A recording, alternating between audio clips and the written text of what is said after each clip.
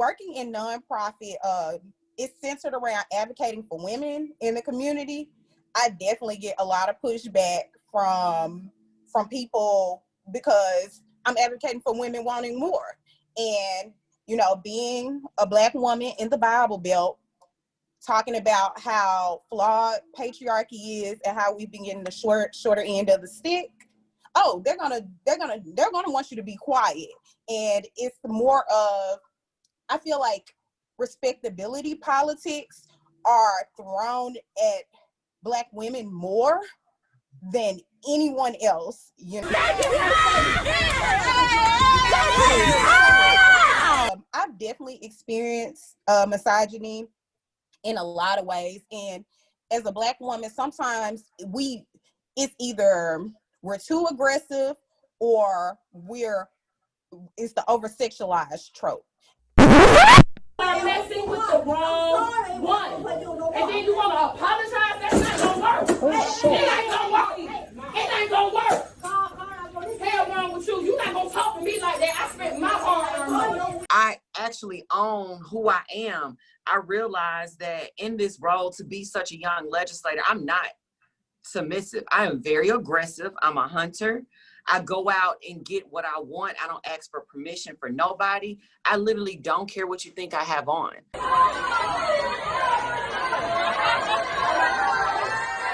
I've definitely been in situations where I felt smaller, even though, you know, I felt like my opinion weighed and what I had to say mattered, but because I was a woman.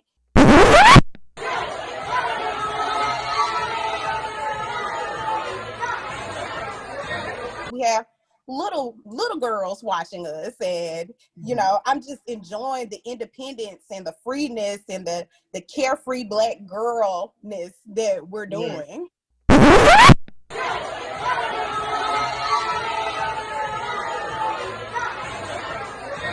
What I'm really proud of is us as Black women, first of all, being the fastest growing entrepreneurs in America. Yeah. Also, there's a strength that a Black woman has inside of her that is unshakable. Right. And I think we just got to keep doing and keep posting and keep screaming, keep hashtagging and lead by example.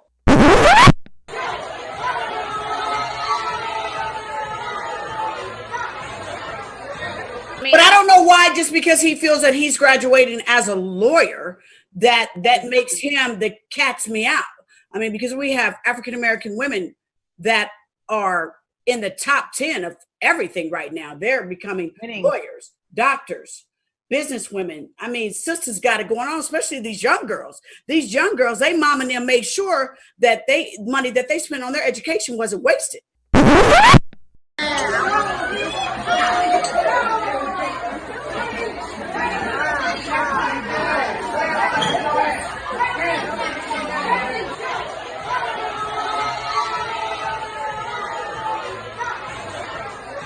I don't know why he feels like it's, you know, that pay thing has balanced out a lot more. So I don't know why he would think that just he's the cat. He should want to catch him, a woman, on an equal plane. In my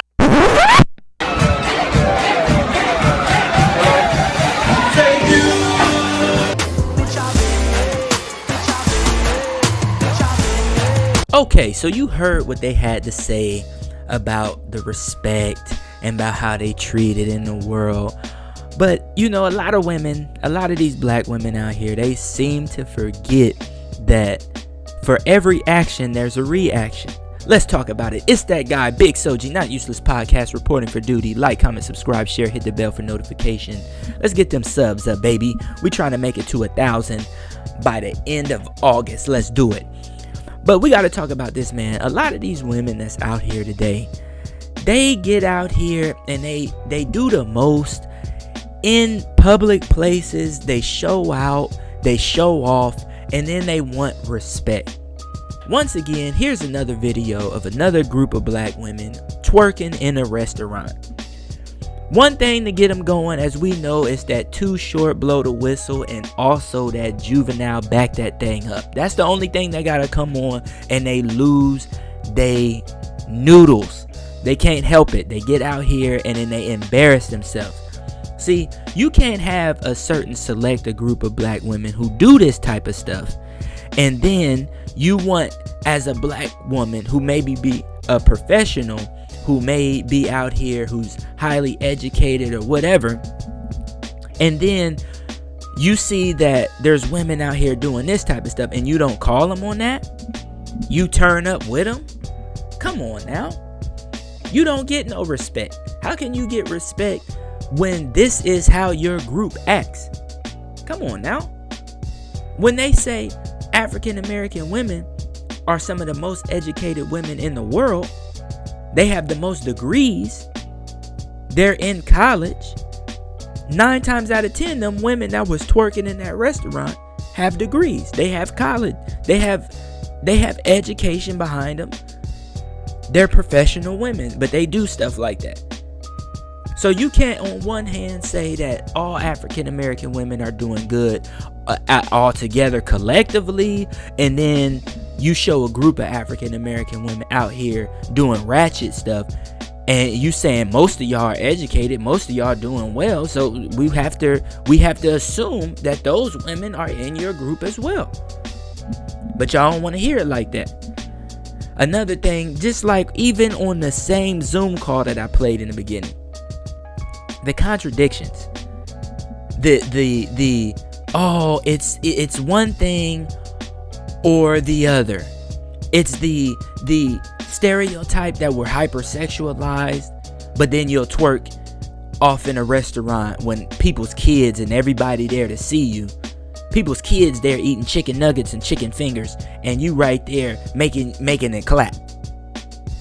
Or you have right there on the same Zoom call, she said, oh, well, it's either you're hypersexualized or you're too aggressive and too masculine, or you're too aggressive. Then you hear the same lady on the Zoom call talk about, no, I'm not submissive, I'm very aggressive, I get what I want. Right there on the same Zoom call. You try to put yourself out there as a certain way, but y'all, it's so many of y'all who act like that. Oh, I gotta be this way because of my job. I gotta be this way because of the position I'm in. No, you don't.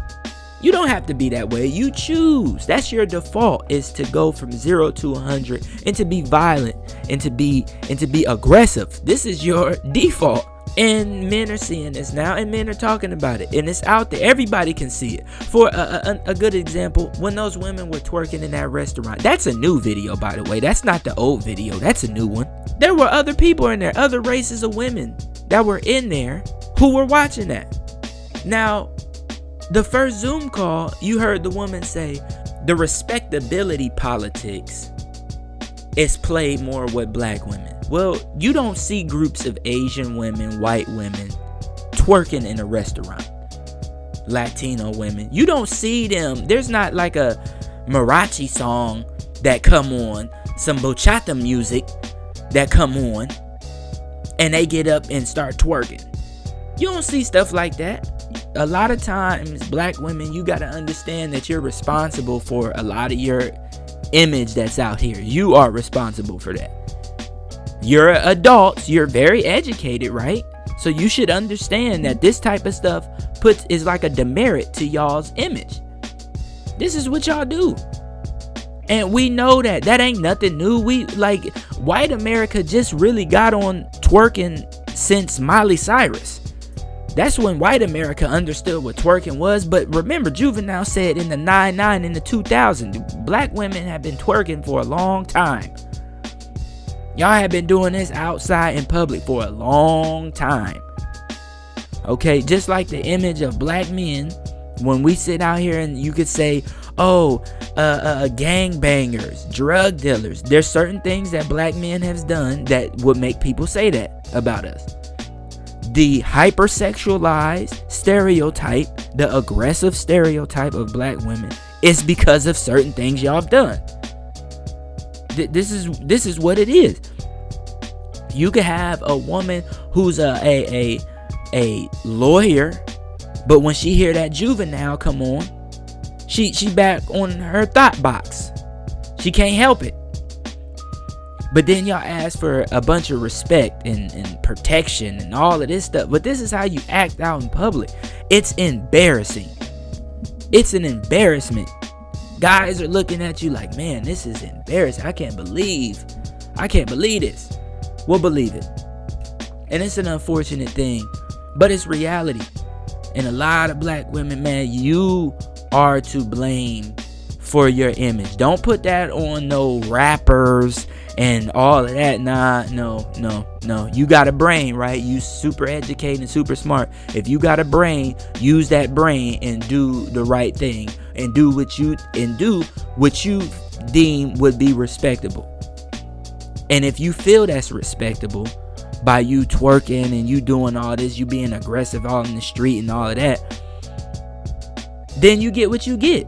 If you believe that's right, don't be upset when men respond the way they respond to your behavior. And that's just the truth. And that's all I got to say about that. It's that guy, Big Soji, Not Useless Podcast, reporting for duty. Like, comment, subscribe, share, hit the bell for notifications, and we out.